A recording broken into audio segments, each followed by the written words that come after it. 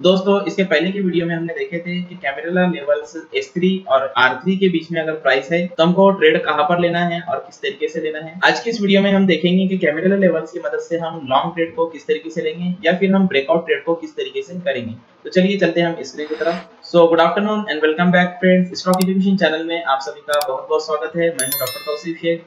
तो camera levels की मदद से अगर आपको ब्रेकआउट या फिर लॉन्ग ट्रेड लेना है तो किस तरीके से आप ले सकते हो। यहाँ पर दो कंडीशन है। पहली कंडीशन ये है कि अगर प्राइस S3 और S4 के बीच में है तो वहां पर आप ब्रेकआउट ट्रेड ले सकते हो। कब? जब प्राइस S3 के ऊपर में आकर के एक बुलिश कैंडलस्टिक का फॉर्मेशन करेगा तो उस बुलिश कैंडलस्टिक के हाई पर आपको बाय करना है। स्टॉप लॉस आप रिसेंट स्विंग लो को रख सकते हो या फिर S4 को स्टॉप लॉस आप वहां पर सेट कर सकते हो। टारगेट के लिए आप R1, R2 और R3 तक वेट कर सकते हो। सेकंड कंडीशन ये है कि अगर प्राइस R3 और R4 के बीच में है तो वहां पर आपको ब्रेकआउट ट्रेड कब लेना है? जब प्राइस R4 के ऊपर में क्लोज होगा या फिर प्राइस R4 के ऊपर में एक बुलिश कैंडलस्टिक का फॉर्मेशन करती है तो आपको उस कैंडल के हाई के ऊपर में बाय करना है। स्टॉप लॉस आप रिसेंट स्विंग लो या फिर R3 रख सकते हो। टारगेट के लिए आप 1:1.5 या फिर 1:2 का टारगेट सेट कर सकते हो या फिर आप R5 को टारगेट सेट कर सकते हो। तो ये दो कंडीशंस है जिसके बेस पर आप कैपिटल लेवल्स में ब्रेकआउट ट्रेड या फिर लॉन्ग ट्रेड को ले सकते हो। तो चलिए अब हम चलते हैं चार्ट की तरफ और इसको एग्जांपल के जरिए से समझने की कोशिश करते हैं। तो एग्जांपल के लिए मैंने यहाँ पर एंजल वन वेब प्लेटफॉर्म पे लॉगिन किया। निफ्टी का 15 मिनट का चार्ट मैंने यहाँ पर ओपन किया। पिवोट्स कैमरिला वीकली मैंने यहाँ पर लगाया हुआ हूँ और यहाँ पर आप देखिए कि इस हफ्ते में अगर आप देखोगे तो मार्केट जो है वो S3 और S4 के बीच में ओपन हुआ था। तो हमारी पहली कंडीशन ये है कि S3 और S4 के बीच में अगर प्राइस है तो आपको जो है S3 के ऊपर में जब कैंडल क्लोज होगा तो वहां पर आपको उसके हाई पे बाय करना है। तो यहाँ पर देखिए इसके हाई पे हमको यहाँ पर बाय करना था लेकिन प्राइस उसके ऊपर में नहीं गया और प्राइस यहाँ से नीचे आ गया। फिर नेक्स्ट डे जो है मार्केट यहाँ पर ऊपर ओपन हुआ और यहाँ पर आप देखिए कि हमारा बाय जो है वो इस कैंडल के हाई पे बनता है और स्टॉप लॉस आप ये स्विंग लो रख सकते हो या फिर S4 रख सकते हो और टारगेट के लिए आप R1, R2 और R3 के लिए वेट कर सकते हो। तो मार्केट देखेंगे आप तो यहाँ पर R3 के भी ऊपर तक गया है। तो ये एक ब्रेकआउट ट्रेड था हमारा इस हफ्ते में जो कि निफ्टी में हमको देखने को मिला।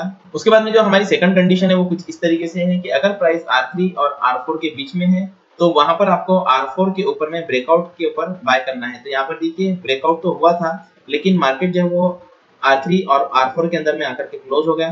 फिर मार्केट यहाँ पर जो है वो कुछ साइडवेज गया और फिर इस वाली कैंडल पर अगर आप देखोगे तो यहाँ पर जो है ब्रेकआउट हुआ तो एक्चुअल ब्रेकआउट यहाँ पर हुआ। आपको स्टॉप लॉस या तो ये स्विंग लो रखना है या फिर ये स्विंग लो रखना है। अगर आप यहाँ पर बाय करते हो तो आप टारगेट 1:1.5 या 1:2 का भी सेट कर सकते हो या फिर R5 भी आप टारगेट लगा सकते हो। तो यहाँ पर हम लॉन्ग पोजीशन टूल लगा करके देख लेते हैं। तो यहाँ पर आप देखिए कि लॉन्ग पोजीशन टूल लगाने के बाद में हमारा जो टारगेट है 1:1.3 के अराउंड में आ रहा है या फिर अगर हम R5 कैलकुलेट करेंगे तो R5 आपका जो वो यहाँ कहीं आएगा तो R5 भी आपका टारगेट अचीव हो जाता है और अगर आप 1.5 के लिए रखते हो तो यहाँ पर आपका जो टारगेट अचीव नहीं हुआ। आप जो है वो इसको स्टॉप लॉस को ट्रेन कर सकते हो तो आपका जो स्टॉप लॉस रहेगा वो यहाँ पर ट्रेन कर लोगे आप और यहाँ पर जो है आप एग्जिट हो जाओगे। उसके बाद में एक और एग्जांपल आप यहाँ पर देख लीजिए कि प्राइस जो है वो R3 और R4 के बीच में है। यहाँ पर एक कैंडल जो है वो हमारी R3 के नीचे में क्लोज हुई थी।